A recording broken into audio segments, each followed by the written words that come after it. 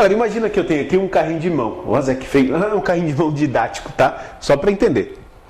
Então, aqui eu tenho a roda e percebe que a roda, né? Ela fica fixa, ela não sobe nem desce. Em relação à roda, o carrinho de mão só gira. Então, esse daqui, ó, o eixo de rotação da roda vai ser o meu ponto de referência para eu calcular os momentos. E eu coloco o peso que eu vou carregar. Isso aqui é aquela caçamba do carrinho de mão. Já brincou de carrinho de mão quando é pequeno? É legal, né? Carregar o irmão mais novo e tal. Aqui, Zé, que eu sou o irmão mais novo. O irmão mais novo sempre se quebra. Aqui vai ter o peso que eu vou carregar. E eu coloco o peso que eu vou carregar, ó, perto do eixo de rotação. Não é verdade? Aqui, ó, perto do eixo de rotação, a uma distância D1. Eu faço a força na ponta do cabo do carrinho de mão, né? Lá do outro lado. Eu faço a força aqui, ó, longe do eixo de rotação. Claro, eu sou esperto, né? Porque eu sei que eu tenho que aplicar sobre o carrinho de mão um momento da força. Vamos chamar essa distância de D2. Como assim, Zé? Eu quero fazer o carrinho de mão girar, né? Então eu tenho que aplicar sobre ele um momento. E o momento tem a ver com força e distância. Percebe que aqui eu vou ter a competição de dois momentos, né? Cada força gera um momento. Essa força aqui, ó, tenta fazer a parte de trás do carrinho subir. Então ela tenta fazer a parte de trás do carrinho girar no sentido anti-horário, né? Ó, aqui está a roda do carrinho de mão, a roda, o ponto que eu estou segurando, e essa força empurra esse lado de trás para cima. Olha lá o teu relógio, né? Está andando contra o ponteiro do relógio, ó. Então está girando no sentido anti-horário. E esse peso aqui, ó, tenta fazer a parte de trás do carrinho descer. Então ela tenta fazer o carrinho girar no sentido horário. Então eu vou ter uma competição de dois momentos. Quando que a parte de trás sobe? Quando o momento de F ganha. Quando que a parte de trás desce? Quando o momento do peso ganha. Peso é uma força, né? Vai aqui no lugar de F, ó. Quando que o carrinho não sobe nem desce? Isso, quando os momentos se cancelam, se anulam. Zé, como é que o momento se cancela? Eu não falei ainda, mas o momento da força é uma grandeza vetorial. A gente no ensino médio só não fica desenhando ele porque ele vai ter direção e sentido dado pela regra na mão direita. Mas são vetores. Então eu posso ter momentos no mesmo sentido e momentos em sentidos opostos. Esse momento aqui seria para fora, esse momento aqui seria para dentro, tá? Mas não precisa saber fazer isso. Esse momento aqui para dentro, esse para fora. Como eu tenho um para fora e um para dentro, se eles tiverem valores iguais, eles fazem o quê? Se anulam, se cancelam. E o total do momento vale zero. Se o momento total vale zero, o corpo não gira. Não gira nem no sentido anti-horário, nem no sentido horário. Ok? Então, se eu tiver uma situação em que os dois momentos se anulam, quer dizer, né? O momento que tenta girar no sentido horário tiver o mesmo módulo do momento que tenta girar no sentido anti-horário, esse carrinho não vai nem subir nem descer. Certo? Se convenciona no ensino médio que o momento que tenta girar no sentido anti-horário, ele é negativo. E é positivo. E o momento que tenta girar no sentido horário, ele é negativo. E na hora que a gente soma os dois, se eles forem iguais, dá quanto? Zero. Então, qual é a condição para que um corpo não gire? A condição é que a soma dos momentos, isso aqui significa somatório, seja igual a zero. Quer dizer, né? O momento horário anule o momento anti-horário. Tudo bem? Então aqui a gente já descobriu, né? A gente descobriu que para que um corpo extenso fique em equilíbrio, não basta a resultante ser zero. Isso é necessário, mas não basta. Além da resultante ser zero, a soma dos momentos também tem que dar quanto? Zero. Quer dizer, né? Se eu tenho uma força que tenta girar no sentido horário, teria que aparecer aqui outra, ó, tentando girar no sentido anti-horário.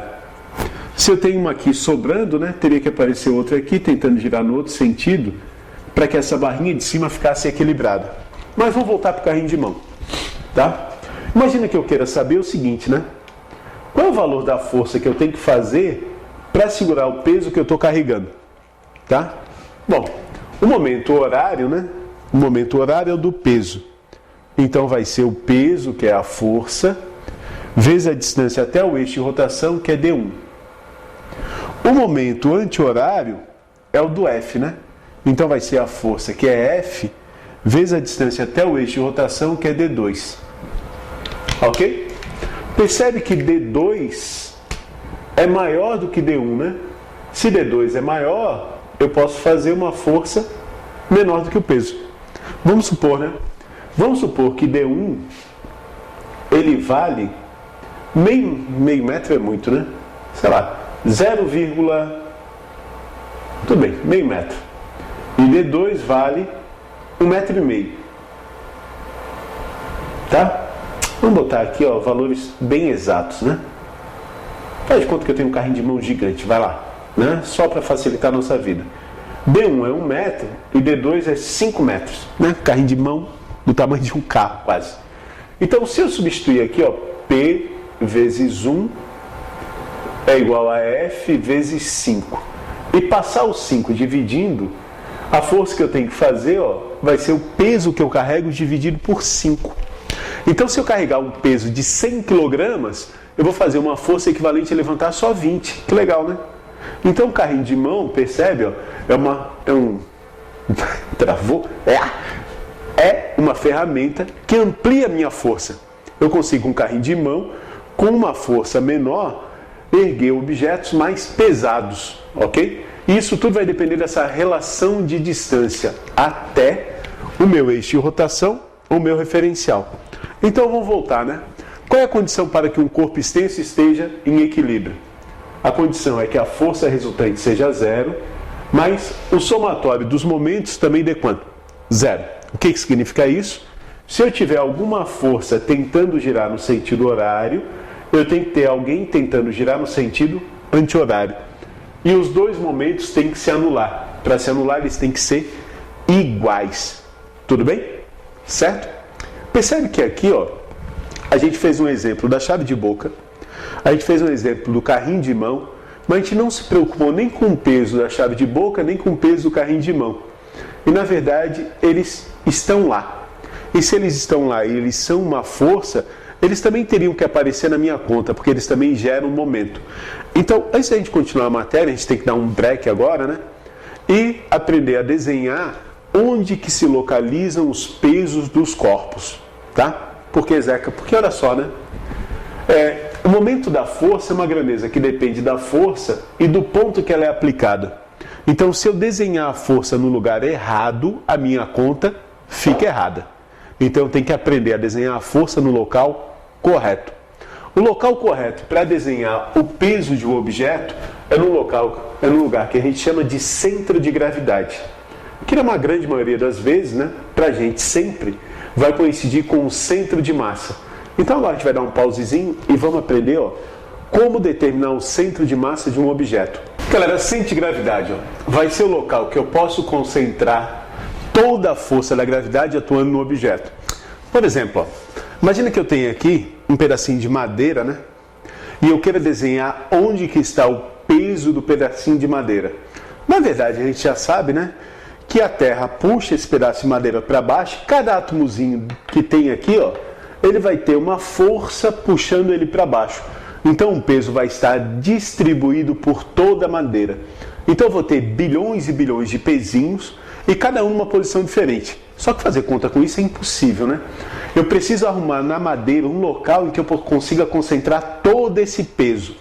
Olha só, a gente já sabe, né, que se eu botar um apoio em determinado local, eu consigo equilibrar essa madeira. Não é verdade? Sim ou não? Sim, né? Se eu consigo equilibrar essa madeira, é porque a soma dos momentos sobre essa madeira vale quanto? 0. Porque se a soma dos momentos não desse 0, a cadeira teria que mudar a sua velocidade de rotação. Sobre essa madeira aqui eu tenho duas forças atuando, né? A força feita pelo apoio para cima, que é a normal. Se não viu isso, dá uma olhada lá em tipos de força. Mas essa normal aqui, ó, se eu considerar o meu dedo como sendo o eixo de rotação, está sobre o eixo. Se ela está sobre o eixo, a distância vale quanto? 0. E o momento vale 0. Tá sacando, né? Porque, ó, momento é força vezes o tamanho do braço da alavanca. Se a distância é 0, 0 vezes qualquer coisa dá 0. Então, a normal aqui não está influenciando, porque ela já está em cima do eixo. A única força que poderia estar influenciando é o peso, ok? Então, se o peso não está fazendo essa barra girar, é porque a soma dos momentos dos pesos também vale quanto? 0. Quer dizer, ó, eu tenho aqui do meu lado esquerdo, tá? Um peso da barra que tenta fazer a barra girar no sentido horário. E eu tenho aqui do meu lado direito o peso da barra que tenta fazer a barra girar no sentido anti-horário, né? Se eu dividisse em duas partes, eu teria peso de um lado, peso do outro.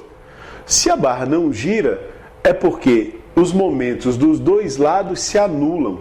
Concorda com o Zeca?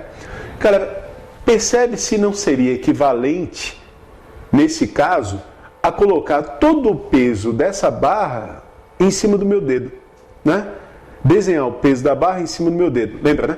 Eu tenho peso de um lado, que gera um momento no sentido horário, peso do outro, que gera um momento no sentido anti-horário, e eles se anulam, porque a barra está parada.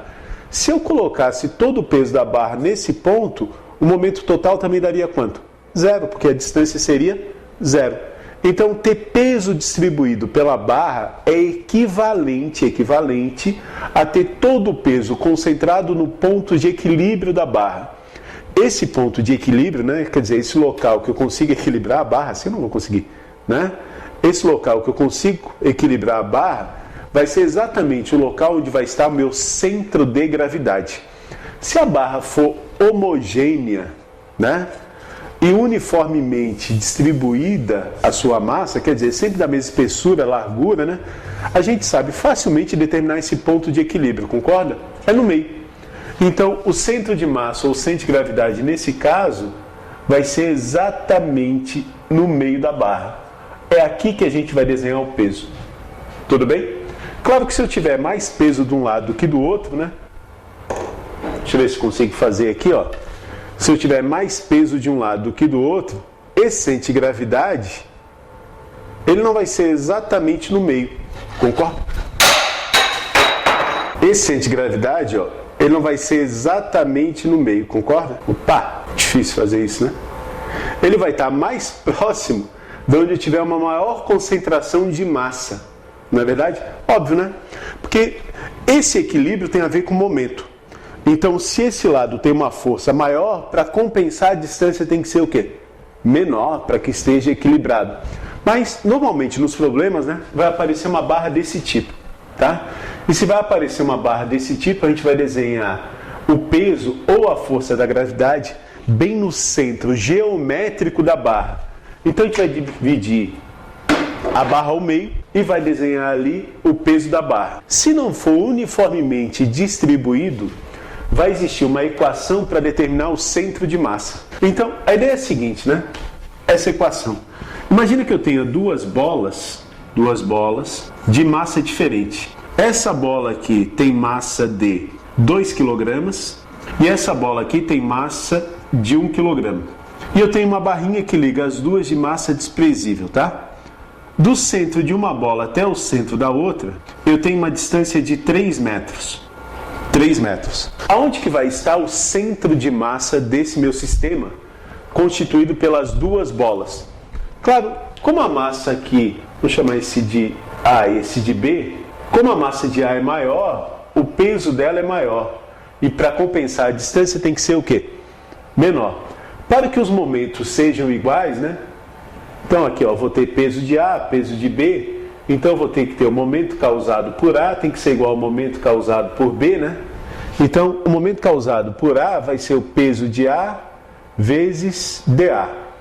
O momento causado por B vai ter que ser o peso de B vezes dB. Que dB, Zeca? dB, ó, vai ser a distância até o ponto em que eu vou colocar um apoio para equilibrar esse sistema. No ponto de equilíbrio eu vou ter o centro de gravidade, certo? Como o peso de A é o dobro do peso de B, né? Se a gente multiplicar por 10, o peso de A é 20, dA é igual a 10 dB, corta zero, a distância A tem que ser a metade da distância B, para que eu tenha um equilíbrio, né? Tem lógica, não tem? Pelo que a gente viu até agora. Se eu sei que a distância A mais a distância B, né? Quer dizer, tem um ponto aqui, ó, que eu vou colocar mais perto de A, aqui vai ser o meu apoio para o sistema ficar equilibrado. essa aqui é o que eu chamei de distância A e essa daqui é o que eu chamei de distância B. Se as duas somadas dá 3, e no lugar de dA eu posso botar 2dB mais dB, isso é igual a 3, então 3dB é igual a 3, então dB vale 1 metro. Né? Isso aqui é um valor bem esperado, né? Então, o meu centro de gravidade, ó, quer dizer, o local em que eu posso desenhar as duas forças juntas, os dois pesos, vai estar a 1 metro do corpo A e vai estar a 2 metros do corpo B, certo? E a distância total, deixa eu desenhar aqui, é 3 metros. Tem uma equaçãozinha para a gente fazer isso, tá? Para calcular a posição do centro de massa, nesse caso seria no eixo X. A posição do centro de massa no eixo X vai ser dado pela posição do corpo A vezes a massa do corpo A mais a posição do corpo B vezes a massa do corpo B dividido pela soma das duas massas. Certo? Essa aqui seria a equação para determinar a posição do centro de massa. Quem assistiu a aula do Dani de média, isso aqui é uma média ponderada. Percebe? Ó? É uma média das posições que tem um peso para cada massa. Quer ver? Vamos fazer essa daí só para ver se fechava, tá? Eu tenho que escolher um sistema de referência, né? Se eu escolher... Agora não vou botar o 0 aqui, tá? Eu vou botar o 0 aqui. Aqui é o 0. Aqui é o 3, né? E eu quero descobrir, ó, quanto que é essa posição do centro de massa, o X centro de massa, né? Bom, pelo que a gente deduziu ali, o X centro de massa deve ser no 1, tá? Porque esse aqui é 0 mais 1. Vamos só testar rapidinho e ver se funciona. Posição do centro de massa é igual. Posição do A é 0. Então 0 vezes 2 mais posição do B é 3. 3 vezes 1 dividido pela soma das massas, que é 2 mais 1, que é 3. Galera, isso aqui cai fora, vai dar 3 dividido por 3, 1 metro.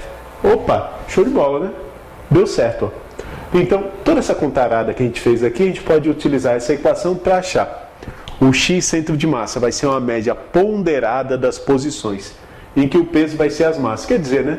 Quem tiver massa maior, o centro de massa tem que estar mais próximo dele. Para a grande maioria dos problemas, basta saber que a gente vai ter uma barrinha, a gente vai desenhar o peso dela bem no meio, tá? Eu acho que mais de 99% dos problemas que tem no ensino médio e vestibular é uma barra homogênea, então a gente vai desenhar o peso bem no meio.